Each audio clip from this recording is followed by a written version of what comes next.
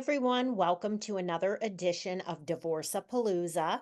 Today, I want to talk about financial tips for divorced women. And that's a broad subject. So we're not just going to say, okay, here's what you need to do this, and this. But we're going to talk a little bit about budgeting, your lifestyle, investing, and just finding inner peace. My guest is Craig Richmond. Craig has been a financial advisor since 1979. I always think that is so funny, Craig. Um, I'm going to introduce him in a second, but I want to say a couple more things about Craig. So, he is truly dedicated to helping women in transition. He's a certified divorce financial analyst based out of Florida. And Craig, thank you for doing this. Thanks for being here. My pleasure. Thank you for having me. So you've been practicing since 1979. I'm sure the industry has changed a ton, but tell me why, first of all, you think people who are getting divorced need to focus so much on being at peace with their financial situation. Well, first, I've been working with women most of my career. I would say most of our clients are women. I became a divorce analyst because I saw a lot of women were getting bad advice from a multitude of different advisors. So I thought I would get the education to be a further assistance to help them in their journey. Why is it so important for women to be at peace? Like a lot of women get divorced and they're so disappointed and they're stressed about money and things are different now. And they're thinking, I should have made my marriage work. Although I do know a lot of women who are like, I don't care how poor I am, I'm better off single. Tell me what these women are saying to you, what they're feeling, and all that. Okay, well, the first thing is, as I like to put it, you have to use divorce as a catalyst for your new life. So don't look at divorce as a negative event. Look at it more so as a change. That now, right or wrong, you're in this place, and there's no point harping on the past. In yoga, I'm a yoga teacher, as you're also aware. The past is already written. The past is the past. Future has not yet been written, and you only live in the present. So my point is, you really have to take a stock of yourself now, as to where you're at financially.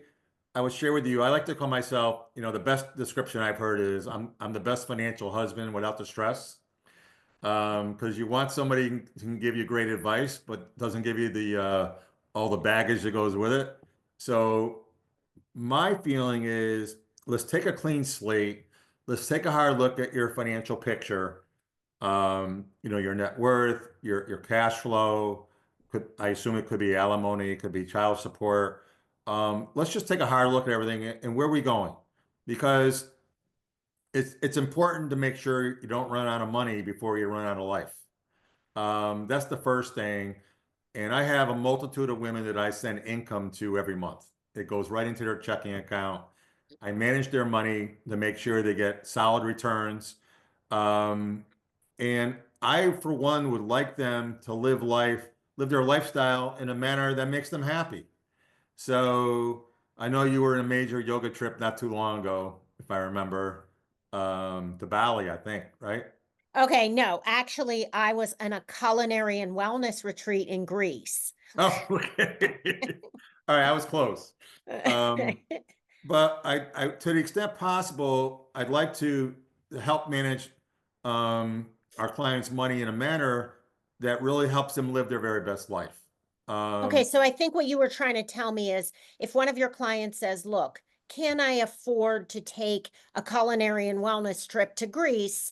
You look at those numbers, you kind of budget for it, you answer questions. And that, I believe, is the first financial tip we should offer is that if you don't have a budget and you don't have somebody like Craig helping you plan, you're not really going to know what you're spending, what you're bringing in, what you're making with investments. So it's really important. Don't try to do it yourself.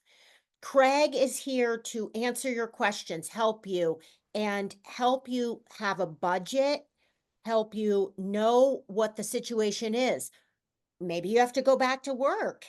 That could be the best thing that ever happened to you. Or maybe you have more money than you think. And I just love that. And I wish that when I was going through a divorce, I would have worked with a financial advisor because I really didn't.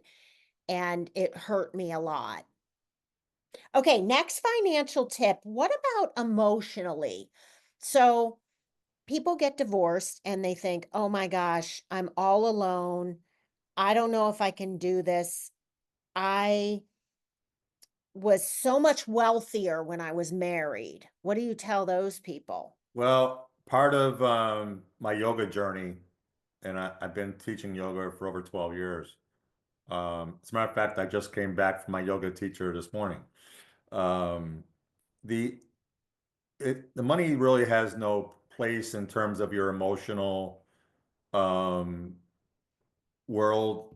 You have to be happy. I hate to use the happy word because I don't think it's used, you know, in the right way, but you want to create happiness, whatever that looks like. It really doesn't have anything to do about money. I know plenty of people don't have a lot of money that are extremely happy, and a lot of people that have a ton of money that are always fighting or arguing or they never have enough. So to me, I take a more holistic viewpoint, not only in finances, but in life and say, where are we going? What is it you want to do your life? And I have ladies that love to travel. I have ladies that they like to buy other real estate or work in a not-for-profit as a volunteer. Whatever your dream is, whatever's important to you, I'd like to support that and help you realize what that dream looks like. So yes, money's important because you obviously need money to live your lifestyle, but more importantly, I think it's important to support the emotional side of you.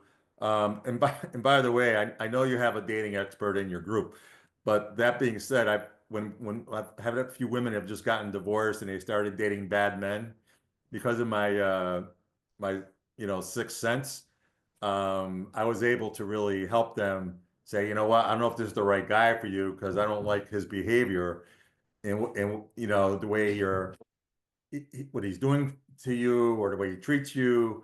And likewise, I would tell you if you just get divorced, don't go out and buy an expensive Mercedes because that's going to show when you go to a club, you don't want to showcase that you have money. So there's certain things one Well, you should. get them to think about things. You're really almost like a life coach in a way to me since I've known you for a couple years, and that ties in a lot with money. Because if you think about it, all you need is enough money to have food on the table, live comfortably, feel safe till you die. And but you also need to enjoy it. You want most of it to run out before you die.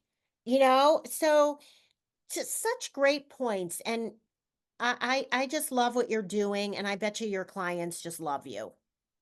Well, I treat well every client, but my female clients, I really take them to heart. And I really look after them and make sure they're I'm not involved with every financial decision, obviously, but anything major or they need to get their estate planning in order, or they're having a problem with their family in some way or shape or form. I have a client in Chicago, as a matter of fact, that has a lot of property with their siblings, and I'm trying to help her decipher what's going on and take the best course of action. So my job again is the best term I would use is I'm totally your financial advocate. I'm here. You're an advocate, you're sort of a coach, and you're also truly an advisor. Yes, and I manage the money myself, by the way. I don't farm it out. I don't buy mutual funds or separate accounts. I'm a stock and ETF expert. I manage the money myself. Funny is years ago, I was doing what most other advisors do. They farm out the investment function. And probably that makes sense from a profitability standpoint. But I'll share with you a lot of my women clients not only would had to give them their income, but they also asked me for a lot of more money. So, i.e., Craig, I need 5,000 to go to Bali for that. Maybe it's 10,000 now for that yoga trip. I didn't want to say no. So I said, you know what? Let me really learn how to run money myself. I can cut the cost way down and I can develop great returns. And not only so they can have their cake and eat it too.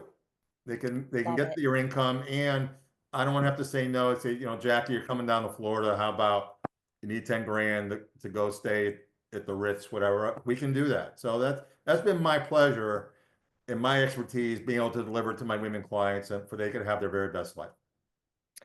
Thank you so much for doing this, Craig. Really appreciate you. And to everyone watching, if you want to learn more about Craig or consult with him, you can find him in the Trusted Professionals section of Divorce Girl Smiling or at richmondcm.com. The name of his company is Richmond Capital Management. His name is Craig Richmond. And Craig, I'm just going to read your credentials so that people know how serious you are. Craig is a CDFA, CLU, CHFC, AIFA, 200. Don't know what any of those mean except for the divorce credential, but very capable, very good at investing, and extremely hands-on for the emotional part and the budgeting and all of that stuff as well. So thank you again for watching, everyone, and we'll talk to you real soon. Thank you for having me.